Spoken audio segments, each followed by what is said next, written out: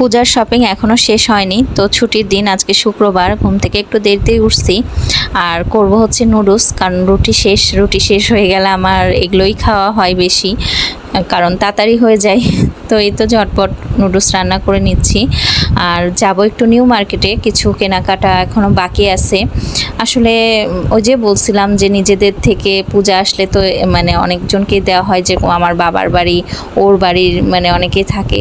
আর তাছাড়াও অনেককে দেওয়া হয় যারা মানে অনেক কাছের আত্মীয় স্বজন। তো আমার মনে হয় এরকম সবাই দেয়। আসলে আমি মানে ওইভাবে বলছি না, মানে কেনাকাটা করার জন্য যাব তাই মানে বললাম। আর এই তো আমার নুডলস হয়ে গেছে। আর পাতা যে সস এইটাই ছিল ঘরে, কারণ বোতলেরটা শেষ হয়ে গেছে আর আনাও হয় না। আর আমার মানে অন্য কিছু তো ওইভাবে সস খায় না।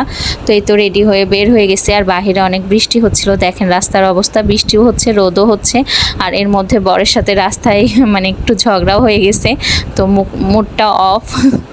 ওই আমাদের উঠতে বসতে ঝগড়া হয়, মানে আমি এক কথা বলে ওই এক কথা বলে, এই নিয়েই।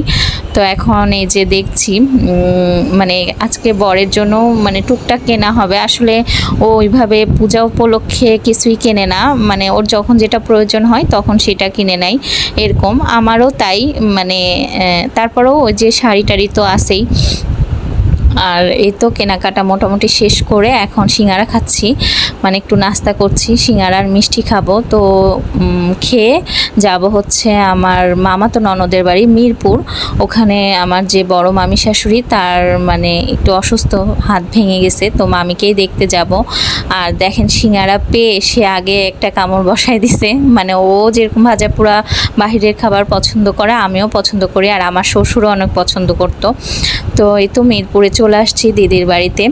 তো আসার পরে এখন মানে আমরা দুপুরেই এখানে খাওয়া দাওয়া করব, সন্ধ্যার দিকে বাড়ি চলে যাব। আর সারাদিনের এই তো ঘোরাফেরা। তো এসে এই যে বাবাইটাকে দেখি, ও তো অনেক বড় হয়ে গেছে, সেই কতদিন আগে দেখছি। আর এটা আমার বড় মামা শ্বশুর, মামি শাশুড়ি পাশে আছে। তো আসলে ওইভাবে আর অন্য ভিডিও নেওয়া হয়নি, মানে খাওয়া দাওয়ার ভিডিও নেওয়া হয়নি।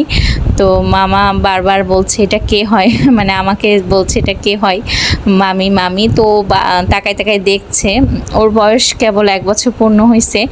তো ওর জন্য সবাই প্রার্থনা করবেন। তো এই তো ওর সাথে খেলা করছি, সময় কাটাচ্ছি। আর আমার তো এরকম ছোট বাচ্চা থাকলে শুধু মনে হয় মানে নাড়াঘাটা করি, খুবই ভালো লাগে। তো ভিডিওটা এই পর্যন্ত, বাই বাই, সবাই ভালো থাকবেন।